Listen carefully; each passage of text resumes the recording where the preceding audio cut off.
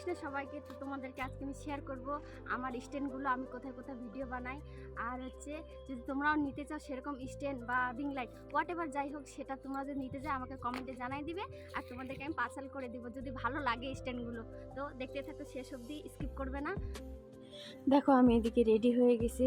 ভাবো না যে এটা আমার জামা, এটা কিন্তু আমার ননদের জামা, ও রেখে গেছে তার জন্য পরছি। বেশি আমি মেকআপ জিনিসটা করি না, একটু চোখে কাজল দিয়ে দিলাম, একটু লিপস্টিক আর একটু ক্রিম।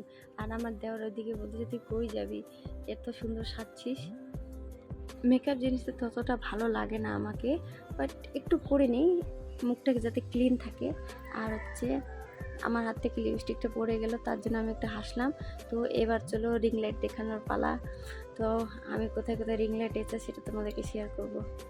তাড়াতাড়ি এসে সবাই দেখো এমতন রিং লাইট কার কার আছে, লোহার রিং লাইট।